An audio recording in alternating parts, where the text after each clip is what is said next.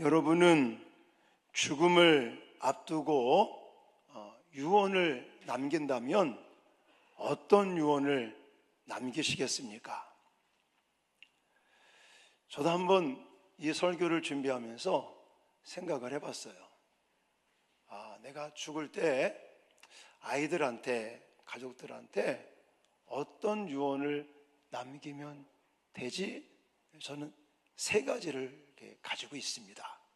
그래서 우리 아이들한테도 맨날 이제 강조하는 것 중에 하나죠. 얘들아, 우리는 믿음의 사람으로 살자.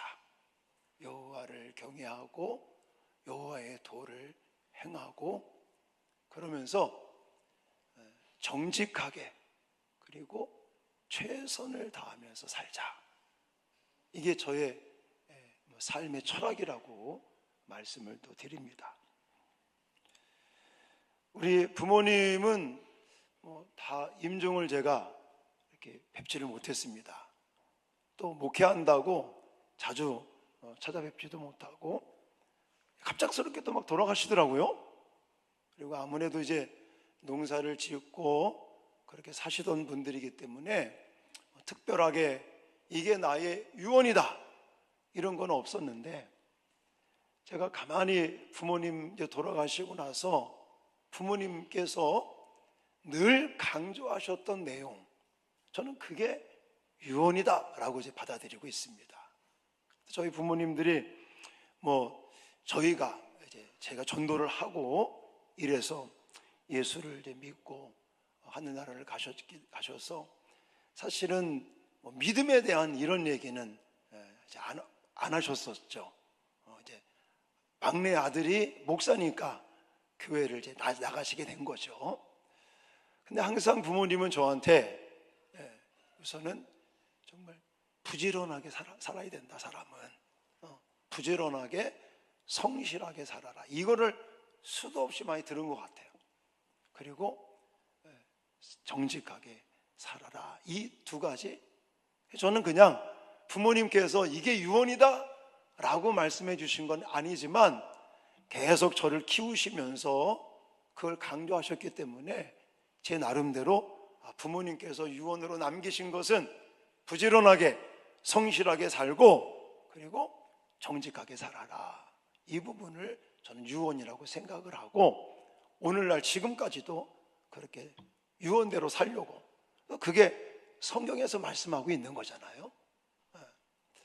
그리고 우리 또 장인어른 장모님도 임종을 제가 뵙지를 못했는데, 특히 우리 장모님 같은 경우는 물론 유언을 남긴 건 아닌데, 이제 여기 막내딸 또 사위가 목회를 하니까 경기도 파주에 사시면서 한 3개월에 한 번, 6개월에 한 번, 1년에 한 번씩 오십니다.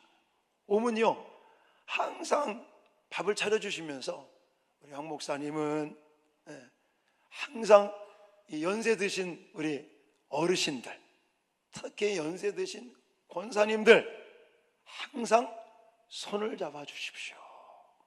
그리고 신방을 꼭 잘 가십시오. 저는 우리 황 목사님이 그런 목사님이 됐으면 좋겠습니다. 그걸 그냥 매일같이 들어요. 매일같이. 어르신들 특징 있잖아요. 한 얘기 계속하고 근데 그게 유언인 것 같은 거죠. 저는 그래서 사실 담임 목사가 교회 문 앞에서 인사하는 목사가 몇 있겠습니까? 그거 하는 이유가 거기 있는 거예요. 제가 우리 장모님이 항상 저한테 정말 기도하시는 권사님이거든요. 목사님, 저한테 항상 막내 사위인데도 불구하고 황 목사님, 우리 어르신들, 연세 드신 권사님들 항상 손을 잡아줬으면 좋겠습니다. 그리고 성도들의 신방을 좀 잘 가는 목사님이 좀 됐으면 좋겠습니다. 그걸 저는 유언으로 삼고 그렇게 목회를 하고 있습니다. 여러분들도 아마 이렇게 죽음을 앞에 두시면 왜 아무런 얘기나 하지 않을 거 아닙니까? 정말 내가 80을 살다 보니 70을 살고 100을 살아보니 우리 자녀들한테는 이 이야기는 내가 꼭 좀 해주고 싶다. 이런 내용들로 아마 유언을 남기실 것입니다. 오늘 그렇게 정말 파란만장한 인생을 살다가 이제 노쇠하고 이제 죽음 앞에 선 다윗이 마지막 유언을 남기는 장면을 우리는 읽었습니다. 역대상 10장부터 신정 국가를 이루었던 다윗의 위대한 생애에 대해서 제가 계속 소개를 해드렸었습니다. 수많은 전쟁을 통해 승리를 거두는 그런 용사로서의 모습도 우리는 살펴봤고, 또 하나님의 임재, 인도를 상징하는 법궤, 이 언약궤를 옮기는 그런 사건도 같이 봤고, 또 성전을 건축하지는 못하지만 성전을 건축할 것을 계획하고 준비했었던 위대한 신앙인으로서의 모습도 우리가 살펴보게 되었고, 또 행정 조직을 합리적으로 조직하고 개편하면서 탁월한 통치자로서의 다윗의 모습도 우리는 살펴봤었습니다. 이제 마지막 28장, 29장에 와서는 노년에 이르러 죽음을 바로 앞둔 그의 마지막 유언, 그리고 솔로몬을 왕위로 세우는 과정들을 우리에게 소개하고 있습니다.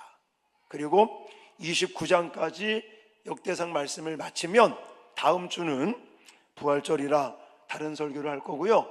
그 다음에는 29장을 하고 역대하 말씀으로 이어서 간다는 것을 좀 참고로 말씀을 드리고, 자, 오늘 28장 다윗의 유언에 대한 말씀을 좀 더 자세하게 설명을 드리겠습니다. 1절부터 8절까지는 백성의 지도자들을 소집합니다. 그래서 이제 죽음을 앞둔 다윗이 자신의 인생을 마감하기에 앞서 모든 백성을 비롯한 각계각층의 지도자들을 예루살렘으로 소집을 하고 그들에게 마지막 당부의 이야기를 하고 있어요. 그리고 그 이야기를 하면서 성전 건축을 원했지만 하나님께서 그걸 허락하시지 않았고, 대신에 그의 아들 솔로몬을 통하여 이제 성전을 건축하게 하시는 하나님의 뜻에 따라 자기는 열심히 성전 건축을 준비했다. 이제 솔로몬을 왕 위에 세우게 될 것이니, 그것이 하나님의 뜻이니, 온 백성의 지도자들은 이제 솔로몬을 도와서 하나님의 성전을 건축하는데, 이제 나라의 지도자들이니까 이 나라가 번성의 길을 가기 위해서는 여호와의 계명 말씀을 잘 이제 구하여 지키면 번영의 길이 열린다라는 유언을 남기는 걸 볼 수가 있습니다. 자, 그 다음에 두 번째 단락은 9절부터 21절까지인데, 여기는 차기 왕으로 지명된 자기 아들이죠, 솔로몬에게 남기는 유언이 들어 있습니다. 그래서 성전 건축에 대한 당부의 말씀과 또 성전을 건축할 때 설계도 이렇게 설계 지어라 라는 설계도를 하나님의 감동으로 하나님께 받았다라는 이야기를 하면서 이제 성전에 쓰여질 그런 기구들을 어떻게 만드는지 제작법에 대한 것도 이야기해 주면서 어떠한 난관을 만난다고 할지라도 그것을 극복하고 성전 건축을 완수하라고 격려의 말로 마무리하는 것으로 오늘 본문이 되어 있습니다. 자, 이런 말씀을 근거로 해서 다윗의 유언에 대한 이야기를 소개해 드리겠는데, 자, 첫 번째는요, 유언의 내용보다는 이 유언을 남기는 죽음을 앞두고 있는 이 다윗의 모습을 먼저 소개해드리고 싶습니다. 자, 죽음을 앞둔 다윗의 이 모습을 한마디로 말한다면 믿음의 자신감, 믿음의 기대감을 가지고 다른 사람들에게 유익을 끼치는 모습이었다라고 저는 말씀드리고 싶습니다. 자, 먼저 1절하고 2절을 같이 읽겠습니다. 시작. 다윗이 이스라엘 모든 고관들 곧 각 지파의 어른과 왕을 섬기는 반장들과 천부장들과 백부장들과 및 왕과 왕자의 모든 소유와 가축의 감독과 내시와 장사와 모든 용사를 예루살렘으로 소집하고, 이에 다윗 왕이 일어서서 이르되 나의 형제들 나의 백성들아 내 말을 들으라. 아멘. 자, 지금 1절과 2절에 나와 있는 다윗의 모습을 저는 좀 일반적인 죽음을 앞두고 있는 사람들의 모습과는 다르다라고 생각을 하는 겁니다. 자, 일반적으로 사람들이 죽음을 앞두고 있어요. 그러면 사람이 작아진다고 그래요. 사람이 굉장히 좀 비루해질 수 있다라고 말합니다. 자, 일반적인 사람들은 공포에 사로잡히기도 한다고 그럽니다. 난 죽음을 받아들일 수 없다고. 죽음에 대한 어떤 거부, 죽음에 대한 공포로 말미암아 굉장히 정말 자신의 그런 모습들이 추하기도 하고 비루하기도 한 그런 모습을 보이는 사람도 있다는 거예요. 물론 잘 살고 있다가 건강하게 살고 있다가 갑작스럽게 죽음을 맞이하는 사람 말고요. 다윗은 생애 말년에 자신의 죽음을 앞에 두고 있습니다. 자기가 죽을 것을 알고 있습니다.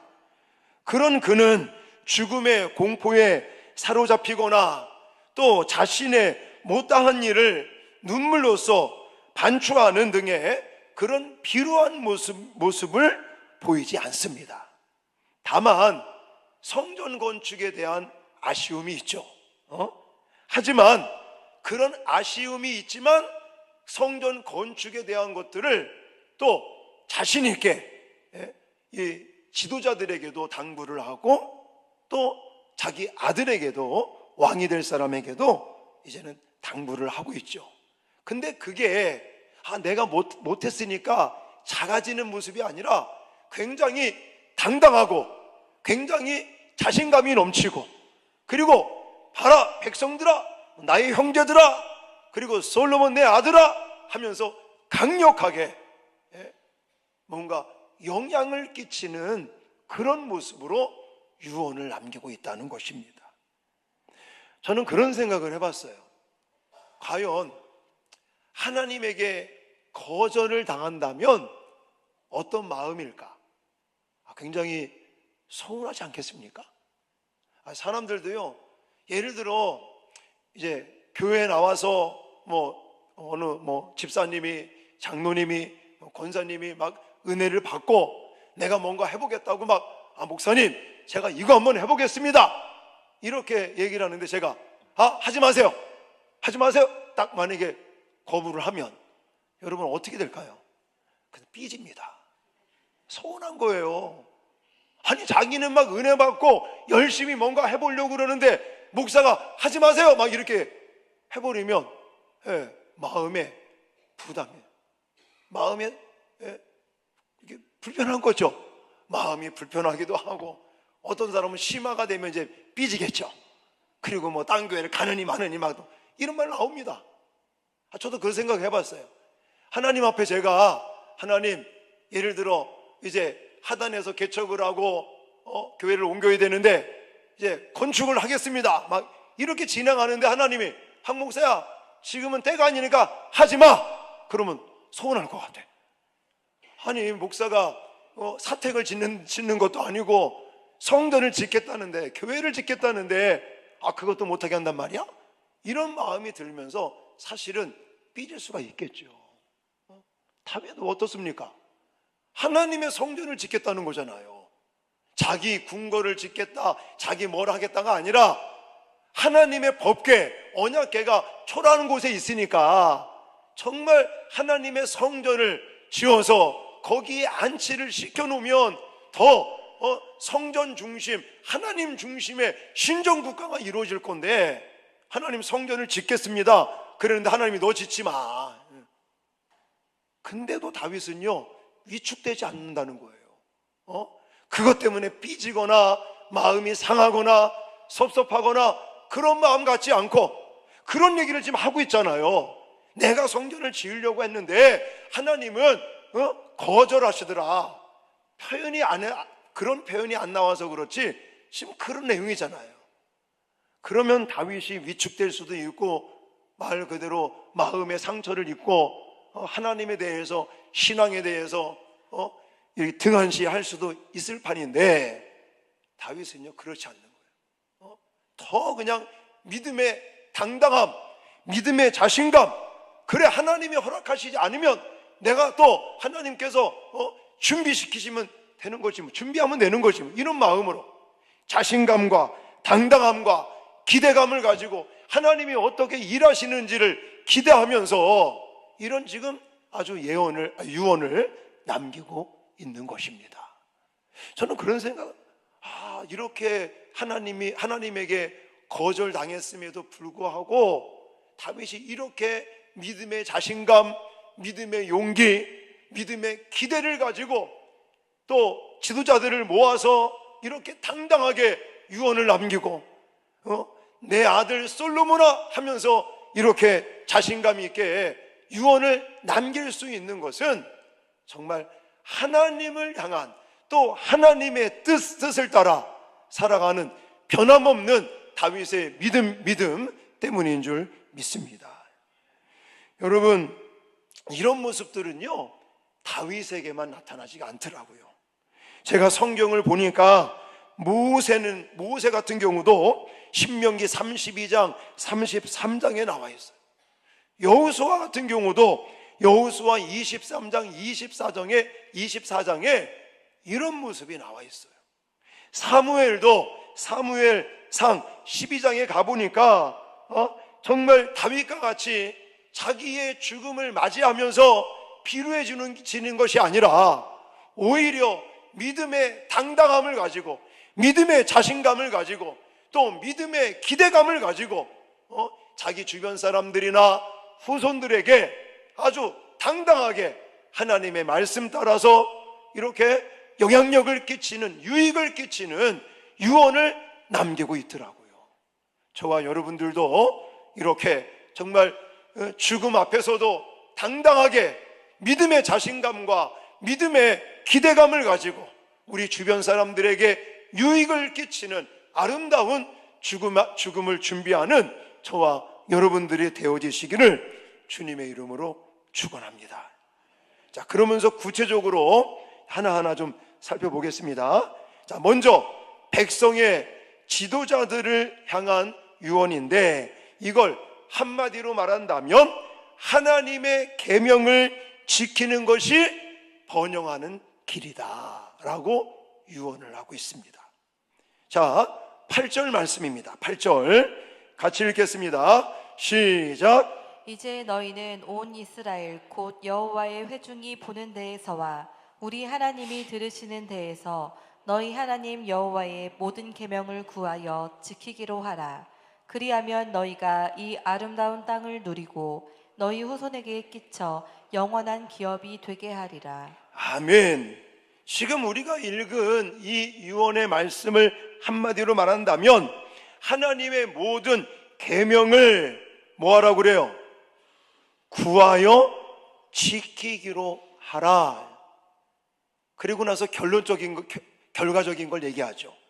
그리하면 너희가 이 아름다운 땅을 누리고 너희 후손에게 끼쳐 영원한 기업이 되게 하리라. 이런 유언을 남기고 있습니다. 물론 이 말씀을 우리가 가만히 이렇게 읽어보면 이래 느낌은 있어요. 그렇죠? 근데 뭐라고 표현했냐면 여기에 모든 계명을 구하여라는 말을 썼단 말이죠. 그냥 말씀을 지켜라 뭐 이렇게 하면 되는데 왜 말씀을 구하여 지키기로 하라 이렇게 표현을 했을까? 제가 원어 성경을 좀 살펴봤습니다. 그랬더니 구하여 라고 하는 이 단어는 다라시라는 단어를 쓰고 있는데 그냥 우리가 생각하는 그런 개념 이상이더라고요. 이 구하여라는 이 단어는 조사하다, 찾아내다 이런 뜻을 가지고 있는 거예요. 그냥 단순하게 내가 하나님의 말씀을 그냥 듣고 그거대로 실천하는 거 이 정도가 아니라는 거예요. 찾는다는 거예요. 조사한다는 거예요. 이 말은 하나님의 말씀을 세밀하게 세심하게 그것을 내가 읽고 또 공부하고 큐티 묵상하고 그걸 가슴에 새기고 이렇게 한다는 거예요. 그냥 대충 듣는 거 이게 아닌 거예요. 자, 지키기로 하라 이 말도 우리는 그냥 실천하는 거 이 정도로만 생각하잖아요. 아니라는 거예요. 지키기로 하라라는 이 단어는 샤마르라는 단어를 쓰고 있는데 어떤 의미를 가지고 있냐면 특별한 관심을 가지고 지키라 이렇게 뜻을 가지고 있어요. 그냥 우리 한국어 성경에는 그냥 구하여 지켜라 지키기로 하라 이렇게 단순하게 나와 있지만 원어적으로 이 말씀들을 연구해 보니까 이것은 그냥 그 하나님 말씀 지켜 이게 아니라는 거예요. 하나님의 말씀, 계명, 이 율법을 아주 세심하게 조사하고 찾아내고 살피고 그것을 가슴에 새기고 특별한 관심을 가지고 지켜라. 할렐루야. 엄청나게 강조하는 거예요. 그냥 하나님 말씀 지켜 이게 아니라고요. 네. 자, 세번역본을 보니까 좀 더 이해가 빠릅니다. 자, 8절 말씀을 세번역으로 제가 준비했습니다. 같이 읽겠습니다. 시작. 이제 여러분은 온 이스라엘 곧 주님의 회중이 보는 앞에서 그리고 우리의 하나님이 들으시는 가운데서 주 당신들의 하나님의 모든 계명을 열심히 따르고 지키십시오. 그러면 이 아름다운 땅을 차지할 수 있을 것이고 이 땅을 당신들의 자손에게 길이길이 물려줄 수 있을 것입니다. 아멘. 자, 하나님의 모든 계명을 세번역본에서는 열심히 따르고 지키십시오. 그냥 하나님 말씀 듣고 지켜 행해 이 정도가 아니라니까요. 네. 여러분, 하나님의 계명을 세심히 살피고 열심히 가슴에 새기면서 최선을 다해서 그것을 준행하려고 몸부림을 치면 어떤 약속을 주셨어요? 하나님이 아름다운 땅을 차지하게 할 것이다. 뿐만 아니라 너뿐만이 아니라 너희의 자자손손 후손들에게도 그 아름다운 땅을 영원히 기업으로 지속적으로 차지할 수 있도록 복을 주겠다. 그래서 지금 다윗이 이 백성들의 지도자인 많은 사람들을 집합시키고 총회를 열어서 이제 하나님의 계명을 지키는 것이 이 나라가 번성하는 길이다. 할렐루야! 라고 말씀하고 있는 겁니다. 우리에게도 해당되는 말씀이죠. 여러분, 우리가 인생을 살면서 아름다운 땅을 차지하고 하나님의 복을 받고 나뿐만이 아니라 우리의 자녀들, 우리의 후손들이 하나님의 복을 받고 하나님께서 주시는 땅을, 기업을 차지하고 영원한 기업을 갖기를 원하시잖아요. 그러면요, 우리 또한 다윗이 남겼던 이 유언을 따라 하나님의 계명을 그냥 이렇게 듣는 거 말고 하나님의 말씀을 세심하게 조사하고 찾고 또 그것을 열심히 배우고 그것을 가슴에 새기고 그 말씀을 따라 행하려고 지키려고 몸부림친다면 하나님이 우리에게도 동일한 복을 주실 줄 믿습니다. 그리고 우리도 이런 유언을 우리의 후손들에게 남겨야 되지 않겠습니까? 자, 이제 솔로몬에게 한 유언을 또 두 가지 소개해 드릴 거예요. 솔로몬을 향한 유언 첫 번째는 온전한 마음과 기쁨으로 여호와를 섬겨라 라고 유언하고 있습니다. 자, 9절 말씀 또 읽겠습니다. 시작.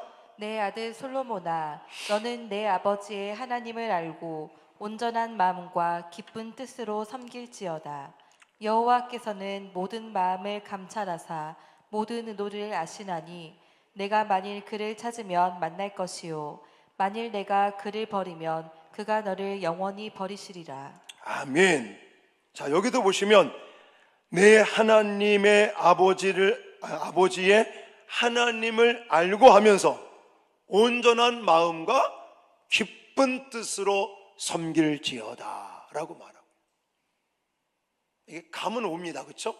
온전한 마음과 기쁜 뜻으로 하나님을 섬기라는 건데 감은 와요. 근데 그 감 가지고는 안 됩니다. 더 정확한 의미를 우리가 알고 이걸 행해야 되는데, 제가 한번 온전한 마음과 기쁜 뜻, 이게 뭘까? 물론 감은 오는데 사전을 찾아봤더니 언어 사전에 이렇게 기록을 하고 있어요. 나누어지지 않고 자원하는 마음으로, 이렇게 의미를 가지고 있더라고요. 자, 나누어지지 않고 자원하는 마음이다 그럽니다. 자, 온전한 마음, 기쁜 뜻, 이것은요 마음이 나누어지지 않고, 그리고는 내가 자원하는 마음으로 이걸 한다, 이런 뜻인데, 아까 설명드렸잖아요. 다윗이 성전을 짓겠다고 하나님께 기도했더니 하나님 뭐라고 그랬다고요? 안 돼, 거절하셨어요. 거부당했어요. 그러면 아까도 말씀드렸잖아요. 사람 마음에 어떤 마음이 든다고요? 서운한 마음, 섭섭한 마음, 불편한 거죠. 아니, 하나님, 내가 내 집을 짓겠다는 것도 아니고 하나님의 성전을 짓겠다는데 그거 왜 반대하시죠? 마음이 불편하고 서운한 감정, 이거에 따르면 이게 온전한 마음이 아니라는 거예요. 우리가 신앙생활을 하다 보면, 믿음 생활을 하다 보면 이런 사사로운 감정들이 생길 수 있잖아요. 그럼 그런 사사로운 감정 때문에 하나님에 대해서 마음이 이렇게 멀어진다고 그럴까요? 열심히 하려고 하다가도 뭔가 거부를 당하면, 내가 원하고 내가 바라는 것들이 그게 관철이 안 되면 마음이 서운하고 마음이 불편하고, 그런 감정에 의해서 우리가 뭔가 해버리면 그것은 온전한 마음, 기쁜 마음으로 하는 게 아니라는 거예요. 다윗은요 그거를 경험했겠죠. 자신이 그것을 경험하니까 사사로운 감정이나 불평, 이런 것에 의해서 이게 나의 모습이 바뀌는 게 아니라, 내가 원하고 내가 바랬던 것들이 거절당해도 하나님의 뜻이라면 하나님의 뜻대로 내가 순종한다, 이렇게 나가는 사람이 온전한 마음으로 여호와를 섬기는 거예요. 이런 사람들의 특징이 뭐냐? 마음에 기쁨이 있다는 거예요.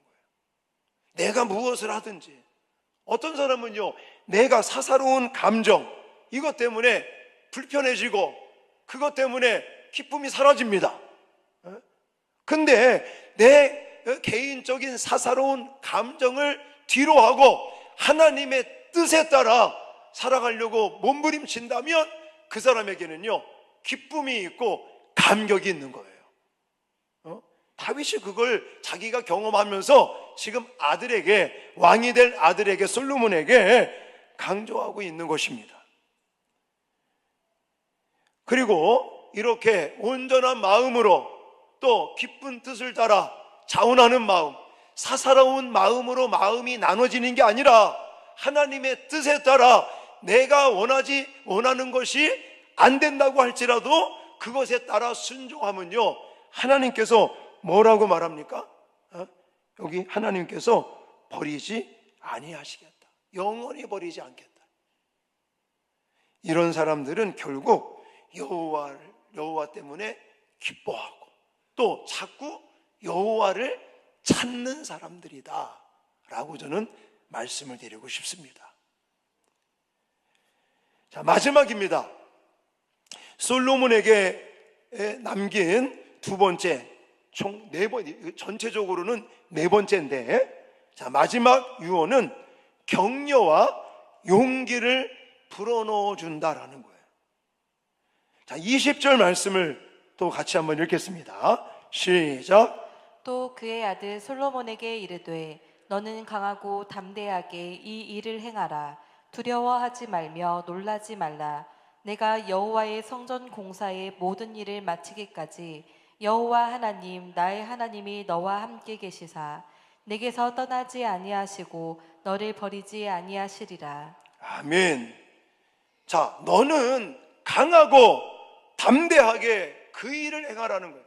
성전을 건축하는 일, 나라를 통치하는 일, 염려하지 말고, 두려워하지 말고, 걱정하지 말고 담대하게 그것을 행하라. 하나님이 함께 하시겠다. 하나님이 도와주신다. 이걸 강조하고 있는 거예요. 솔로몬의 입장을 생각해 보십시오. 나이도 어립니다. 또 솔로몬이 왕이 되어서 나라를 이제 통치해야 될 그런 입장, 그리고 아버지도 이루지 못한 성전 건축을 해야 되는 입장, 과연 어떨까요? 물론 기대감도 있겠지만 얼마나 부담스럽겠습니까? 얼마나 걱정이 되겠습니까? 사실 목사인 저도요, 하나님의 일을 막 벌리잖아요. 많이 물론 하나님께서 함께 하시고 하나님께서 도와주신다, 이런 믿음이 있으니까 힘들고 어렵지만 진행을 하는데, 사실 두려운 마음이 없겠습니까? 우리 교회가 예를 들어 10억 20억 돈을 쌓아놓고 한 적이 없잖아요. 맨날 마이너스인데 맨날 뭘 해? 하지만 마음 가운데는 하나님께서 도와주시면 된다라는 기대감을 가지고 담대하게 행하고 있는 거죠. 여러분도 마찬가지 아닙니까? 여러분들이 무언가 새로운 일을 시작할 때, 사업을 새로 시작할 수도 있고, 직장을 또 옮겨서 새롭게 일할 수도 있고, 여러분 나름대로 힘들고 어려운 일들을 뭔가 새롭게 하려고 할 때 사실 걱정도 되지 않습니까? 그럴 때 여기 다윗은 자기 아들이지만 왕이 될 솔로몬에게 두 번째 유언으로 강하고 담대하게 그 일을 행하라, 격려하고 용기를 북돋워 주고, 이유는 뭐냐면 하나님이 함께한다, 하나님이 도와준다. 그러니까 걱정하지 말고 담대하게, 두려워하지 말고 담대하게 그 일을 행하라고 유언을 남기고 있습니다. 어쩌면 이 유언은 저와 여러분들에게도 주시는 하나님의 말씀인 줄 믿습니다. 그리고 이 말씀은요, 성경 곳곳에 나와 있습니다. 자, 여호수아를 볼 때도 여호수아가 이제는 모세의 대를 이어서 지도자 역할을 해야 되거든요. 그러면 여호수아의 마음도 어땠을까요? 좋기만 했겠습니까? 똑같은 거죠. 어쩌면 저는 솔로몬보다도 여호수아가 더 부담스럽지 않았을까? 왜냐하면 이스라엘 백성들에게 있어서 사실 모세는요, 하나님 다음인 거잖아요. 정말 애굽을 탈출시켰죠. 또 광야 40년 동안 민족을 이끌었죠.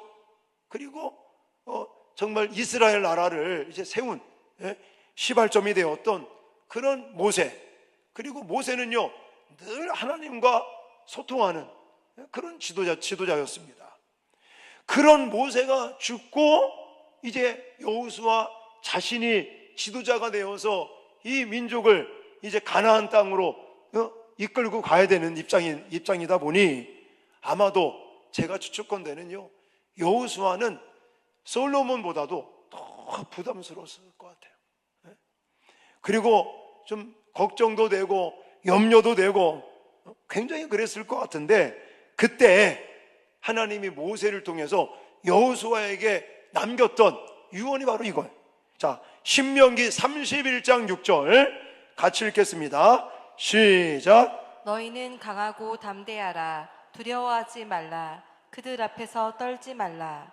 이는 내 하나님 여호와 그가 너와 함께 가시며 결코 너를 떠나지 아니하시며 버리지 아니하실 것임이라 하고. 아멘.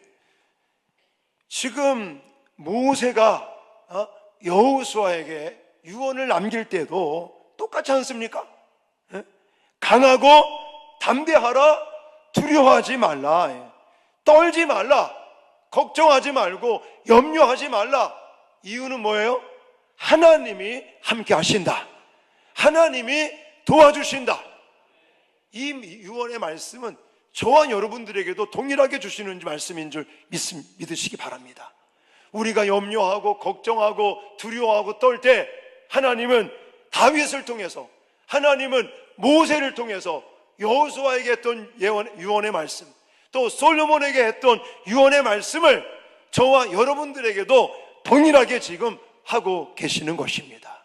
그리고 성전 건축의 대역사를 앞에 두고 마음을 강하게 할 것과 그 일을 이제 정말 추진하라고 하는, 그리고 그 일에 하나님께서 함께 하시고 하나님께서 도와주시겠다라고 하는 이 증거를 21절에 이렇게 나타내고 있습니다. 자, 21절 시작. 제사장과 레위 사람의 반이 있으니 하나님의 성전의 모든 공사를 도울 것이요 또 모든 공사에 유능한 기술자가 기쁜 마음으로 너와 함께 할 것이요 또 모든 지휘관과 백성이 온전히 내 명령 아래에 있으리라. 아멘. 지금 염려하고 걱정하고 두려워하는 이 솔로몬에게 하나님은 다윗을 통해서 유언을 남기시면서 이 대역사, 성전 건축이라고 하는 이 대역사에 너는 염려하지 말라, 걱정하지 말고 담대하게 그 일을 행하라. 이유는 뭐라고요? 하나님이 함께 하시고 하나님이 도와주신다. 그 증거가 뭐라는 거예요? 모든 백성들도 그 일에 대해서 기쁨으로 동참하게 될 거다, 참여하게 될 것이다. 이것은 하나님께서 솔로몬과 함께 하실 것이라는 보다 구체적인 증거가 된다는 것입니다.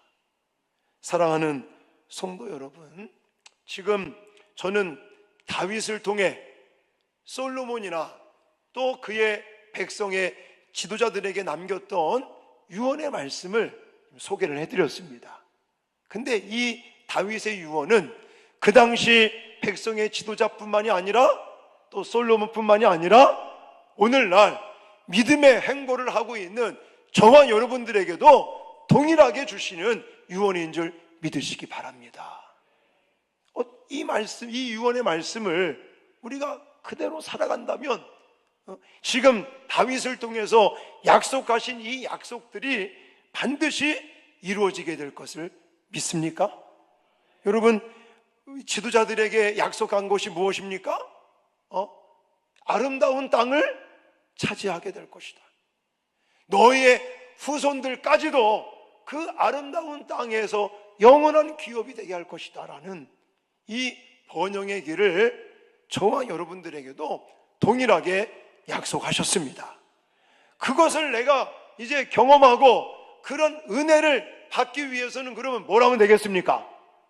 지금 다윗을 통해서 주셨던 유언의 말씀, 하나님의 계명, 율법을 구하여 지키기로 결의하시기를 바랍니다. 내가 여호와의 말씀을 그냥 듣는 거 이 정도가 아니라 아까 설명을 드렸죠?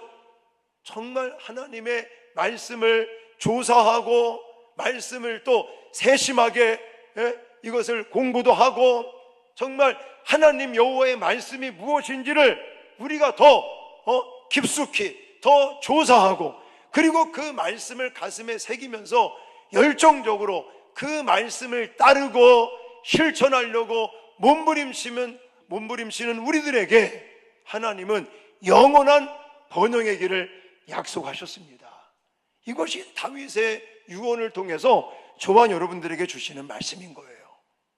또 하나는 온전한 마음 기쁨으로 여호와를 섬기고, 그리고 정말 하나님이 함께 하시고 하나님께서 도와주시니까 우리는 강하고 담대함을 가지고 하나님께서 우리에게 주시는 일을 행할 수 있는 저와 여러분들이 되어야 될 줄 믿습니다.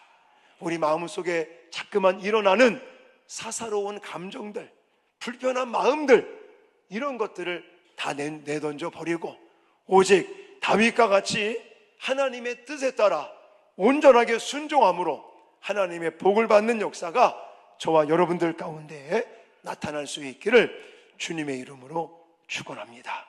그리고 우리뿐만이 아니라 우리의 후손들에게도 이런 유언을 남겨야 되지 않겠습니까?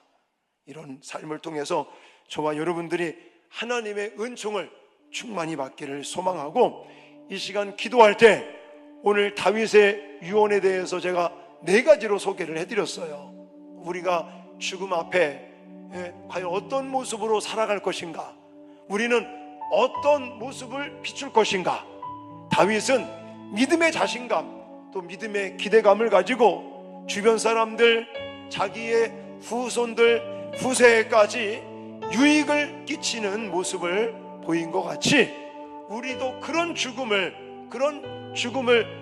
준비하고 맞이할 수 있는 믿음의 사람들이 되게 해달라고도 기도하시고, 또 우리가 하나님의 계명을 지켜 하나님께서 예비하신 번영의 길을 갈 수 있도록, 그리고 온전한 마음과 기쁨으로 여호와를 섬기면서 날마다 자신감을 가지고 기대를 가지고 하나님의 뜻을 이루며 살아가는 믿음의 사람들이 되게 해달라고 이 시간 결단하며 기도하시면서, 또 여러분들 가지고 있는 기도의 제목들 가지고 또 힘들고 어려움 당한 성도들을 위해서 함께 합심해서 소리내서 기도하시겠습니다.